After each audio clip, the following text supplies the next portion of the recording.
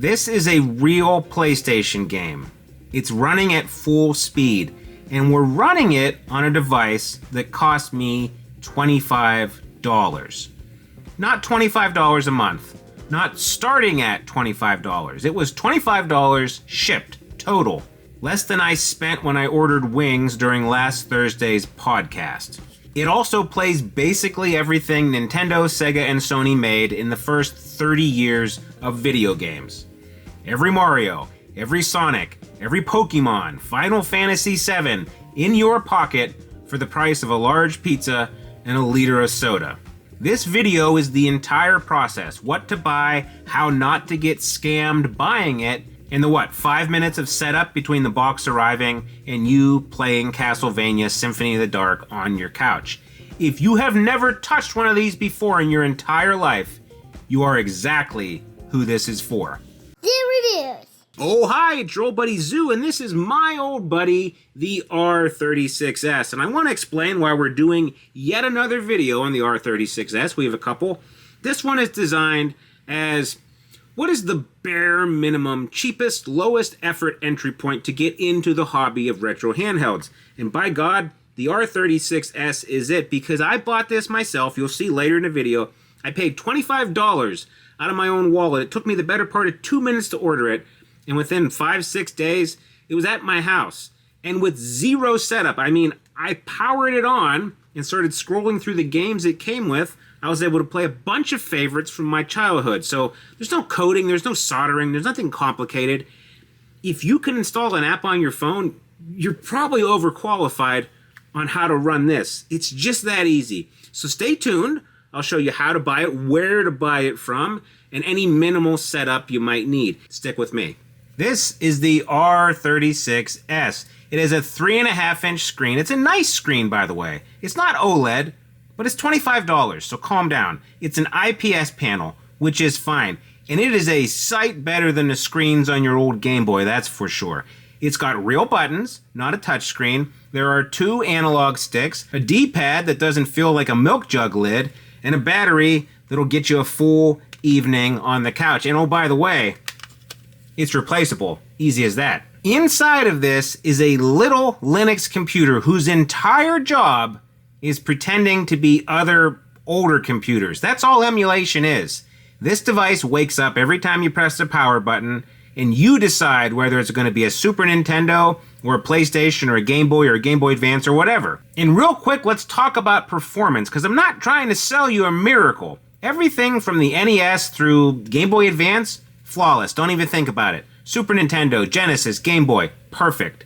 PlayStation 1, outside of a handful of games, it runs great. And the PlayStation 1 is a full 3D console from the disc era, and again, on a $25 device. N64 or Dreamcast on here, it's a coin flip, and most of the time, you're going to lose that bet. And then anything newer than PlayStation 1, this is not your device. PlayStation 1 is really the ceiling, and come on, it's 25 bucks.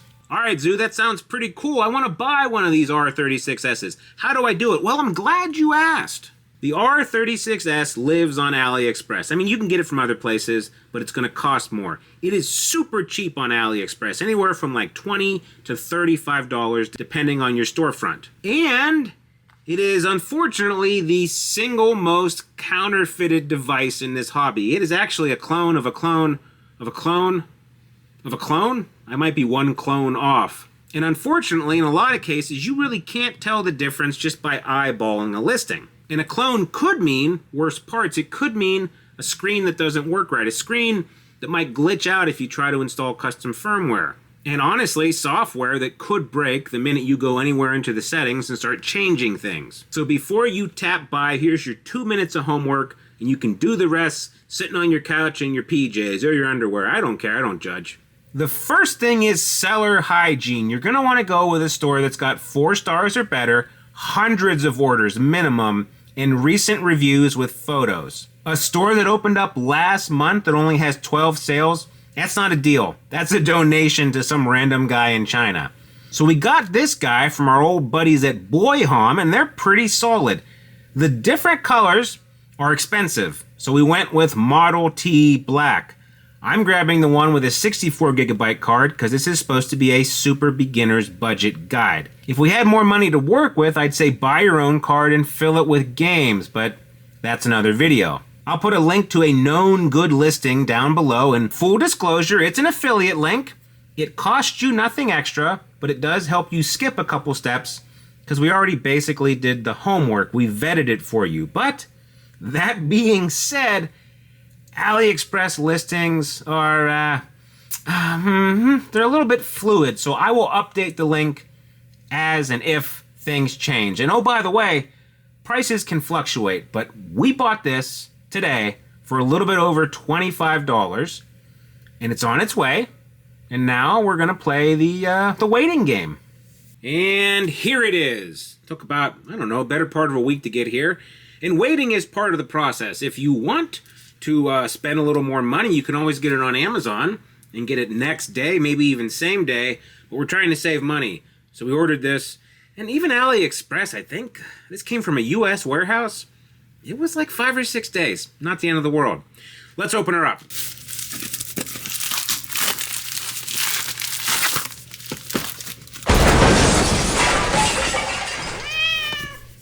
Little crumpled, but what are you gonna do? What is in the box?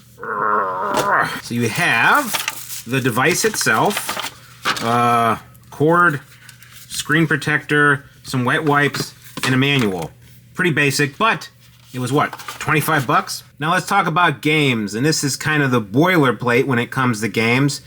These devices play game files. They're called ROMs. The legal way to get ROMs is to back up games you own. What you do at your own house is between you, your conscience, and your search engine. I'm just the guy who shows you where the folders go. But if you buy the option with a 64GB card, some people might not agree with it, but it comes with games. It comes with a lot of games. And if you're trying to get into the hobby, just bare minimum, cheapest, easiest way possible, these games aren't great. They're not curated. Sometimes they're not the versions that have retro achievements associated with them. You will learn how to put better games on here, but if it's your first one, you could do a lot worse than just having all these games available. And since we're going absolute cheapo mode, we're just going to use the games that are on the card. If you want to add more, there's usually a little bit of space left over, or you could go in and delete like a PlayStation 1 game or a Dreamcast game you'll never play.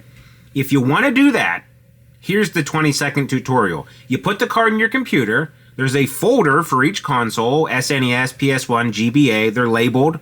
It's not a puzzle. Game files go in the matching folders. Card goes back in the device, turn it on, you're done. That's it. That's the setup video. And whether you added your own or you're using what it's shipped with, on that first boot, your games are just there. They're in a menu. They're sorted by console. Pick a console, find a game, play it. There is one setting that I would definitely recommend you fiddle with on day one, and it's in the quick menu. In order to get to the quick menu, you hit select and X, and it is save states. Save states are the best thing emulation ever invented. You can freeze your game anywhere, anytime, come back to that exact point. You don't have to wait for a save point. You don't have to memorize passwords. You don't need to lose 40 minutes of progress because your kid needed something. You're an adult. Use save states. You've earned it. If you want to be brave, there's one more level beyond this. The community makes free replacement software for this thing called custom firmware. And for the most part, custom firmware makes this faster, makes the games a little bit prettier, makes everything a little better. For this device, the two main ones to get to know are called Rocknix and ArcOS. This one ships with ArcOS, so you could switch over to Rocknix if you want. It is a 15-minute job with a free tool called Balena Etcher, and I can link a walkthrough below, but hear me out clearly here. You do not need it. Everything you watched me do today was using this device out of the box with the card it came with. Custom firmware is for like 3 months from now, when you've caught the bug, and you're back here asking, what else can this do? Well, Gary, the clock on the wall says it's time for What Did We Learn? And we learned that you can have all the games of your youth for 25 bucks. We learned that the setup, which you don't even need to do, Takes you anywhere from 5 to 15 minutes depending on how deep you want to go, which games you want to replace. And we learned that for that $25 and for that, 15 minutes of work, you get every game that mattered from about 1985 to 1999 in your pocket with save states on a device cheap enough that if it falls in the lake on vacation, you sigh and you order another one. Is it perfect? No. The buttons are fine. They're not amazing. N64 on here is pretty rough. And someday soon, if you fall in love with this hobby like a lot of people, you'll outgrow it and come back here asking about the $100 tier. And I got plenty of videos waiting for you when that happens. But as a first step, as the answer to the question, is this hobby for me? There's nothing else like $25 of yes. If you said yes to this video, remember to like and subscribe and hype and all that jazz. It really helps the channel and we really appreciate it. Anyway, thanks for watching and we'll see you on the next one. Goodbye.